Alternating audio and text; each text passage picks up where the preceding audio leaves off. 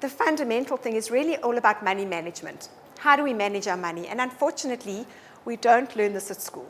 So there's a number of reasons why we really need to understand our money. First of all, so that we don't end up in debt. But so keeping different records is important. And I resisted having to keep records initially, but it just shows us how well or how badly you're doing. So if you're aware of your situation, you know what you can do about it. And also, if you're in a good situation, to actually feel, okay, we're there. We're doing a lot better. All right. It helps with paying the bills. If you don't know what bills you're going to be paying and you don't have money management, before you know it, you're going to be having your lights switched off, if there are lights. All right, managing your cash flow, money coming in, money going out, so you just need to be able to do that. Avoiding debt, if you're aware. Planning for your future, applying for a loan. And it's often good to just anticipate problems before they arise, because we know that life happens and everybody has a punctured tire or a medical emergency or an extra vet bill or child expense for a school trip or something that you didn't anticipate or didn't expect. And so being able to just manage your money and control and handle that just helps us have just a more relaxed, peaceful, peace of mind lifestyle, because we know it's going to come at us. So don't wait until it hits us and then have to deal with it. So that's why it's so important to manage your money. And the best way to do that is by having a budget. I prefer to call it a spending plan, because when I heard the word budget initially, I really didn't want to have to budget. For me, it meant having to account and allocate everything, and not to be able to buy a pair of shoes when I wanted to, or not to be able to do what I wanted to do with my money. So budgets for me were a tough thing. I really resisted that when we realized actually now the only way to get on top of your spending and things is to actually budget. So in your planning stage, the best way to do it is to gather some information. And when you did your homework, you kind of put in more or less what your expenses were. Some of us know what we pay on food and your utilities. If you don't know, then I suggest for the next 30 days or 3 months to collect all your information. So if you don't know exactly how much you're spending on food, and initially I had no idea. I thought we were spending X amount. It turned out to be twice as much when I first did this, because I just had no idea. So have a look at the information, gather that. A lot of it you can get from your bank statements to get it more accurate. All right, and then I said I resisted budgeting, and this is why. This is what I would do. This is going back 20 years or so. That's what my budget looked like. Okay, so I would go to the shops, and every time I'd buy something, I would gather my slips, and I'd keep them in my purse. It got fatter and fatter, and when my purse got too fat, I'd take them out and put them in, and I'd label it, these are my card slips for whenever. And that's what for that month. Then at the end of the month, I'd have to take out my slips, and in my Excel spreadsheet, type in, this was a Pick n Pay slip. Because I was married to an accountant, it couldn't just be Pick n Pay food. I had to split it into pet, dog food, toiletries, and then what else do we have in our Pick n Pay slips? Let's have a look here. Oh, I did pick out a Pick n Pay slip. That's like a lottery. Have to work out that there was some food for the staff, cleaning, yes. So it took me forever, and I resisted budgeting because it was such a difficult task. So I would collect my slips, and then they would stash. And there's my slips that will one day enter into my thing. And so you need to find a system that works for you. And nowadays there's a lot of apps. There's a budget app, there's spending apps, there's recording income apps. There's a lot of information that's a lot easier. So keep it simple and do something that works for you. At one stage I found it easier just to have a little notebook in my car, and every time I went to the shops, I'd write down I'd spend so much at the chemist or so much, and I eventually realized actually Pick n Pay is food. If I get something else, and then I say, okay, food and toiletries is like living kind of thing. Obviously, if you're spending thousands of rands on makeup, you can put that under food and get away with it, but you actually just deceiving yourself. Thank you, Jill. So, all right. So there are a few apps that I just like to recommend. Does anyone use an app for their budgeting? So the first one I used was Spending, which just helped me actually keep everything in spending, but I've since found some much better ones. And those are two that I recommend, 22/7 and Every Dollar, although Every Dollar is American. It's by a very good organization, but you can just put in it as rands. And it just helps you keep your income and your expenses, and those are free. There are a couple of others, one called Mint, one called Money Smart, and one called Spending Tracker. But try the first two, or speak to friends or people. The youngsters are the best people to talk to about what they're using. But one of those first two, if you're having trouble with keeping track of your expenses. There are a few that you can get an upgraded version for, and then you need to, then it'll pull in information from your bank statements. So it'll automatically put your utilities and that type of, or your income if you're getting your salary paid into your, so that makes it a bit easier. The easiest way is just in a spreadsheet, just to have a spending thing and have it in those categories that I've given to you. So you can have food, medical, and all your different expenses. And as you spend, just put them in there. And I must admit, I do this once in a while when I sort of think, okay, my situation's changed. I now have more people living at home. My food's changed. So what is my food budget at the moment? But I don't do it regularly every month. There was a time when I did it every month or every second month, just to make sure until we got into that balance where we knew we actually weren't overspending on anything. All right, so that's your first planning stage. And then the next phase is to actually go and draw up your budget. So determine what your monthly income is from all your different parts. And if you have a inconsistent monthly income, then average out what you think you're going to earn in the next 3 months and work on that.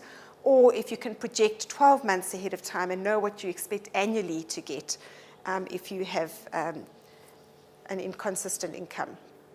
All right. So, and it just tells you exactly how to do it. It's just for you when you're working on it. So you can determine your monthly income, your gross income, your giving and taxes take off first. I'll talk a little bit about giving in a minute. And then see what your net spendable income is. So how much money do you have to spend? Sometimes in our mindset we think, oh, we've got so much coming in from a job, or our income is going to be here, and then realize, oh, especially when you start earning. And I had that with my kids. Started earning, I thought they were going to earn this much. And whoa, they've taken like 30% off for tax. We only have this much to spend. And although they knew tax was a reality, until you see that little bit amount, you don't even get to see it. So take away that, and then you know what your living expenses are, and what your income is that you've got to spend on all your living expenses. All right, so then find out what your living expenses are, determine if there's an excess or a deficit, and then calculate your variable expenses. All right, again, your food bill changes a little bit. A few things change, so just work out more or less what they are every month.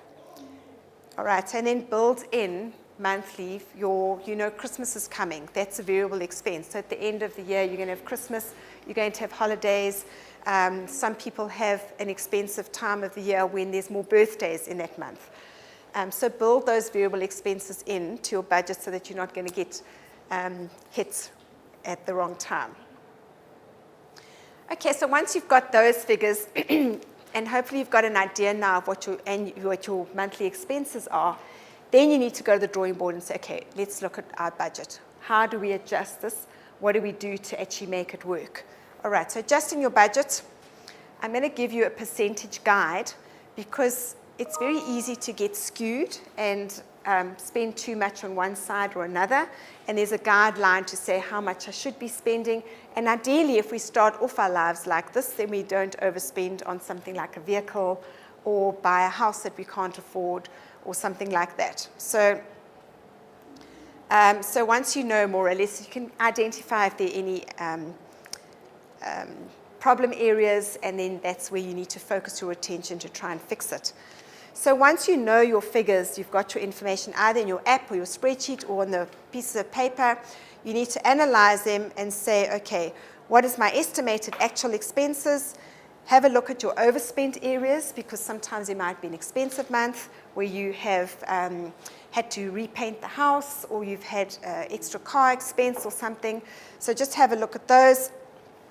And then maybe there's some areas that you've spent a lot on entertainment. We worked hard this month, so we ate out a lot. And our entertainment or our food expense went up. So have a look at where you can cut back if possible. All right, or you need to just adapt your budget so it fits in. And it's a good exercise to do this with your family a couple of months in a row so that you can actually see where things are, because otherwise you're not aware of where you're spending. All right, so where have you overspent, where have you underspent, and then you know how to avoid buying things that you don't need, just to balance things out.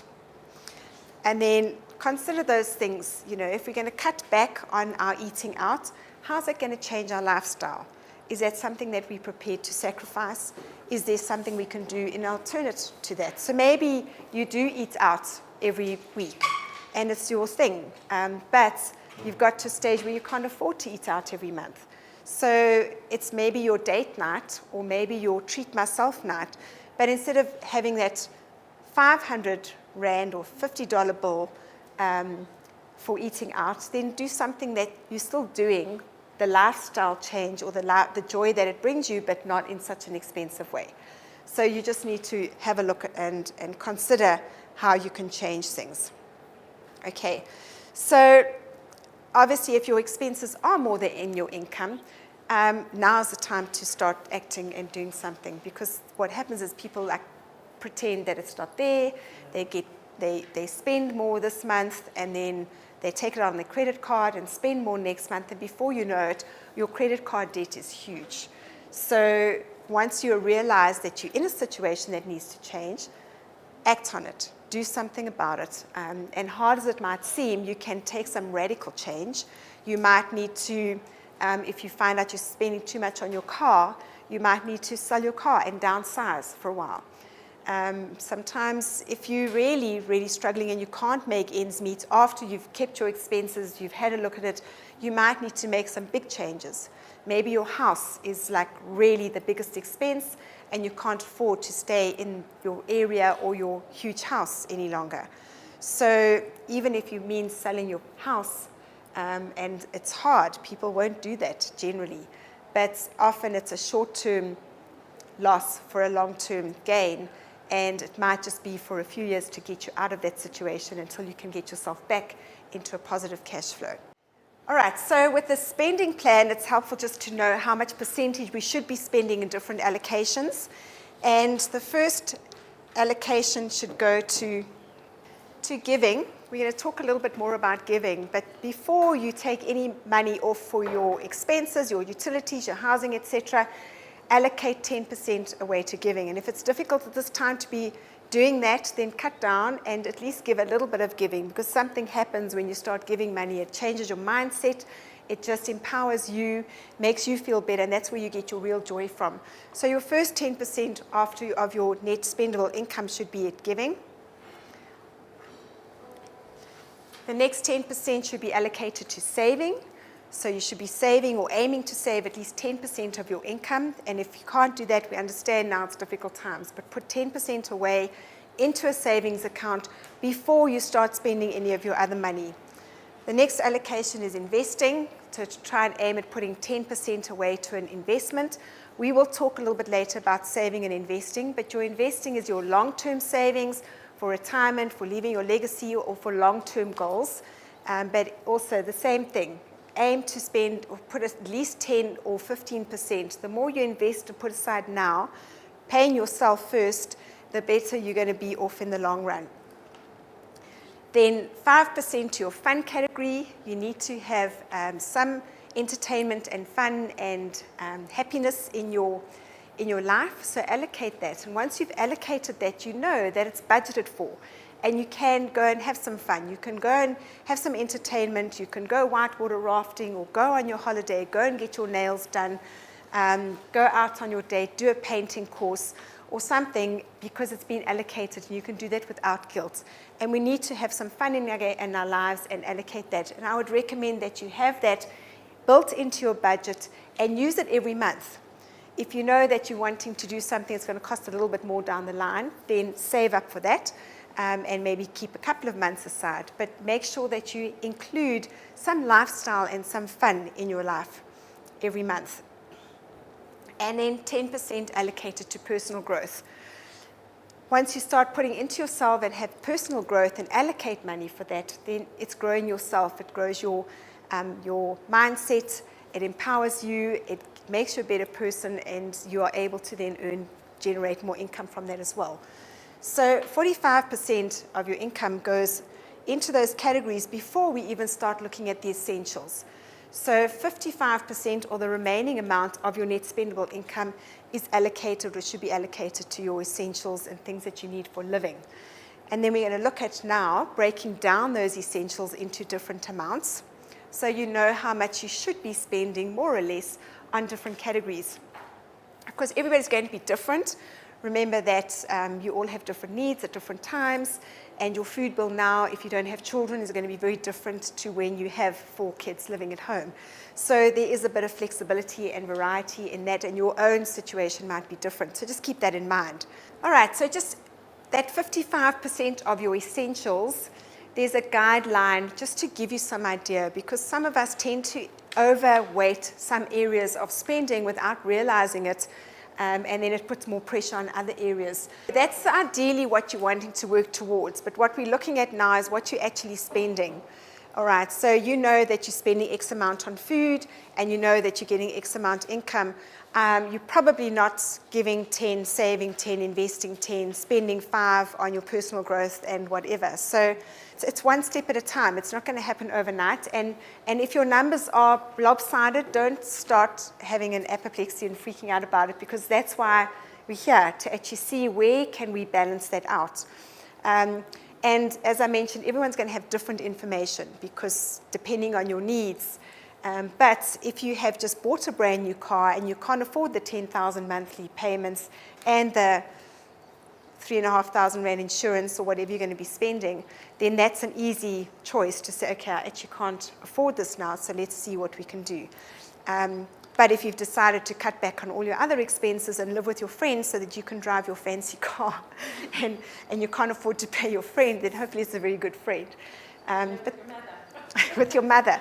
Well, you know what, I do have some friends who actually moved back in with their family because they just had no income and they had all of these expenses, and one option just to save them from going more and more into debt was to temporarily move in with family, and people have done that. You know, so if you can't afford the rent, then either find a way to get more income or find a way to cut your costs down, your rent. And yes, you need somewhere to live, but and if you're living in a reasonable place that you can't really downsize with your size of your family, that's fine. But very often, people's expectations up here, they've got a lifestyle that they recommend, and they're not prepared to make a short-term sacrifice to put them in a better situation. So I've got very good friends living up in Joburg, and he had a very big lifestyle which met his very big income, and it was all fine. He got so accustomed to that income. He was then laid off, still kept living that lifestyle, and just refused to sell the house because he couldn't. He said, no, it's fine, we'll come right. 3 very good cars in the garage, 2 being used, but not all the time. And, I didn't speak to him, but I know he went to a financial advisor who gave him some advice, but he just couldn't. He's 60 odd. He's had that lifestyle. He's got friends. He's got a status to live up to until he lost his house. I don't know what's happened to the children in university, if they're carrying on. And it just breaks my heart because, it's very easy just to say, okay, I'm enjoying this lifestyle. But until you get real with your situation, no one else is going to take action for you. And I'm hoping that no one gets into that situation where you have to do that. But if you do, and know that it's short term, you're saving now, getting further and further into debt for the long term benefits. And so, yes, moving back with family. I met someone recently who's living in a warehouse because he can't afford the rent. So short term, he's got a roof over his house, but he's got no income. So instead of going more and more into debt or borrowing from friends or family, he's now cut down his lifestyle, and fortunately he's not living with kids or anybody, but you sometimes have to take drastic measures, hard as it is. But the main thing is just to know your situation, know what those numbers are, and then have a plan. All right, and I mentioned briefly about giving, and he who sows sparingly will also reap sparingly, and he who sows bountifully will also reap bountifully. And I've really experienced that in my life. So, the more you give, and sometimes it's hard. There have been times when neither of us were earning, we had expenses, and we still decided to give, even if it wasn't what we normally gave. And that I think there's just a blessing in that, for yourself and for others around you. And so I really feel strongly about giving. So, and if you don't have finances to give now because you realistically have to feed your children, then give of your time, give of your approval. Even if you're giving a smile, have an attitude of who can I help? How can I add value to someone's life today? Even if it is just giving them a greeting or making their day better with your cheerful smile. Give a compliment. All right, we all have gifts and talents that we can use, so if it's not financial, go and volunteer and help somebody. And I was blown away by what has happened through this whole South African rioting situation, how communities have drawn together, how people have responded, how people's generous hearts have been giving, and it's often people that have the least to give that are the more willing to give. And I do believe that your blessings will come back to you. So it's easy to say when you're in a situation where you can give without feeling it, but it's like that parable of the lady who gave the little penny, and she gave more than those people that could afford to give a lot. Let's just brainstorm some ideas to reduce expenses. Obviously, the ways that we can balance it out is increase our income, or the first starting point is the easiest way to go, I think, is to have a look at how we can reduce our expenses. We can have a look at our policies and see where we can cut down on our policies. Your motor vehicle insurance policies, did you know, for example, that every year your vehicle insurance should come down? But they don't phone you to tell you that. So if you phone them, you can usually save a few $100 on your insurance. Food-wise, we can cut down on the quantities, definitely buying bulk, and if you don't want to eat the same thing, freeze. Put your geyser on a timer. That'll save a lot of electricity, or put an insulation thing around it. Are you driving to the shops, and then you're driving to work, and then you're driving to pick up your children? So, your petrol costs sometimes are not mindful, but if you're trying to really save, then combine those outings. Yeah, your home rental, if you've got an extra room in your house and you can rent it out, short term, it may be a better option than having to sell and downsize and get rid of people. TV, at R1,000 a month, 12,000 Rand a year, can you afford it at this stage where you can't actually afford to pay the electricity bill? So you need to look at that. If you really need to watch TV, then Netflix or something like that is a lot cheaper. So that is certainly an easy cost to cut back on. All right, memberships and subscriptions. How many people have gym memberships and go once a year? Or magazine subscriptions or any other subscriptions. So, just be careful of those things because they will kind of automatically put you on that upgraded subscription unless you go and cancel it. So it's a good idea just to check your bank accounts because sometimes it's so subtle that you're not quite sure what it is. But if you've got subscriptions that you're not using, if you have a gym membership and you use it, but you can't afford that gym membership, cut it for 6 months or a year. Giving gifts is a big thing. We know that Christmas time, birthday times, and some people have a habit of giving big gifts. And if you're in a situation where you can't do that, you can give from the heart or give something that doesn't have to cost what you can't afford at that stage. And the last suggestion here, and I'm sure you will come up with lots of others, is check out charity shops and auctions. And then just one other little practical thing I'd like to have a look at is just how to resist spending. Because we get into a habit of shopping and because of our lifestyle and because of what the pressures are to live up to the Joneses and to do whatever, and we get into the habit of having our hair done, especially when you need to get rid of some of the grey or something, and every 6 weeks you just get your hair done, and it's expensive. So we get into this lifestyle, and or we shop regularly. We buy clothes every month, and often we don't need that. It becomes a habit, and we get into that routine of doing that and living a lifestyle beyond our means. So just a few suggestions to how, if you are having some challenges with spending, is go and have a look at the item on your budget and ask, so if you've got something down there or if you see something in the shop, do I really need this? Okay, do I really need whatever it is? Give me an example. A glass bowl. A glass bowl. Okay, beautiful glass bowl on the auction, cheap or on sale. On sale. Do I really need it? Do I actually use it? Do I get the maximum value from this item? Is it going to get me closer to my financial freedom vision? So, and will it bring me joy? So really, for now. And there will be a time when you can buy what you want. You don't have to question that. But we're looking at how we get it. Or how else can I get the same thing or the same experience for less? All right, so, all right, and then every month just review to see how well you're managing your money, and at the end of the month, have a sit down, make it a nice evening. We used to do a nice dinner and discuss, okay, where we're at, what we're doing, how can we change it, do we need to adjust it, and how well we're managing our money. All right. How big is the gap between your income and your expenses, and how far are you from your target? And then, just importantly, is keep focused on the long run. Keep your why in mind. Why are you doing this? Why are you cutting down? Why are you trying to save now? Is because of that longer term vision of where you're wanting to be. Okay, and the last thing I want to just do on this section is just managing your funds. Where do you put your money?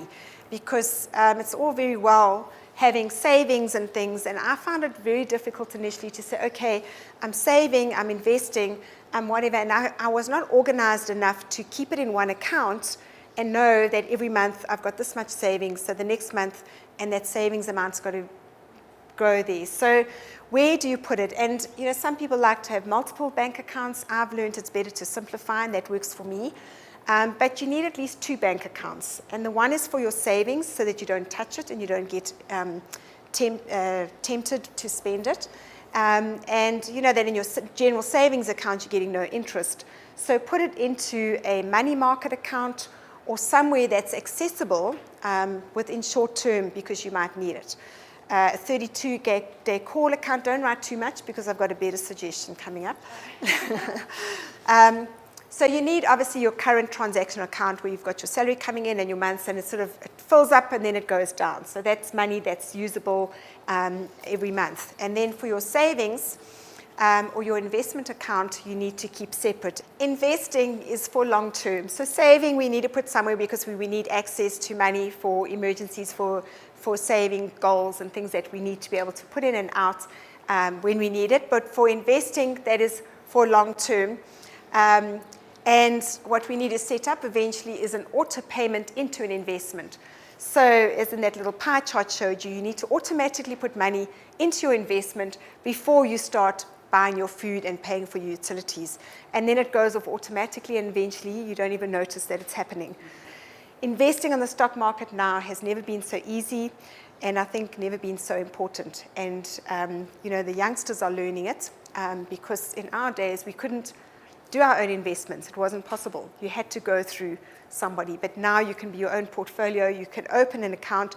You can start putting 50 Rand into an investment if you want to. There's no limit.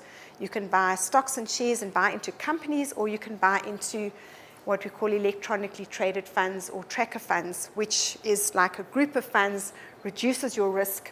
And if you just put into that over time, there is a constant growth. Obviously everything in the stock market goes up and down, but generally if you're investing in that, it's safe. Your ETFs split your risk, you diversify, and then you can safely put in and know that you will get at least 10% over the next, every 20-year period is an average of 10% increase. So that's where you want to start putting your automatic investment, become a habit, and make it a part of your life, just something that you do every month. And then you put it away. You don't even look at it. You can set it up so you don't manage it all the time. Once a year, you have a look at it and balance your portfolio. Make sure that you're well enough diversified, splitting your risks, and then it just ticks over. It gets compound interest. The last thing, just about where to put your money. Those are your main things: your current account, your savings account, and your investing. And then just like Judy suggested, you have a benefit or a reward system. If you have a jar at home and you take out small change, or you find a bit of small change, although I know we put our small change all into the car guards these days, but sometimes we just clear out something, or whatever, just put it in a money jar. And we did this with our children when they kind of had an extra rand or some bit of money lying around, or they found someone dropped 2 rand on the road or in the car or something. Put it in the money jar, and then that just gathers. So at the end of the month or the end of the year, you go and do something special with that money jar. It's just a fun little thing. And also what's interesting is how much loose change or how much money lying around, we become more aware. I've taken that money out of my pocket, I just put it in my bedside table or something. Then the kids would say, oh, can I use your coins? And it would go in the money jar. So, yeah, I mean, we did it for our little kids when they were little. And if they're saving for something, or you kind of say, okay, we're going to put all our extra coins in the money jar so we can go out for ice creams on Friday. Then you load them into the car, go to Wimpy, use your money jar, have your savings. You're not diving into your budget. It's a fun thing. Everybody's worked towards it. And it just makes it a money-conscious saving thing. So you learn to value money, and you learn the value of a rand, which we've lost. And if you just save 1 rand a day, 10 rand a day, or $1 a day, it adds up. Okay. All right, does anyone have any questions on this section, which is kind of quite tedious in terms of investing and where do you put your money and how do you manage your money? But I think it's the basics that we really need to understand. And if you get those few things in place, it does take a little bit of discipline to start budgeting, and it's a pain. I used to hate the end of the month when I had to have everything, and allocate everything. But once you realize, actually, I'm in control of my money.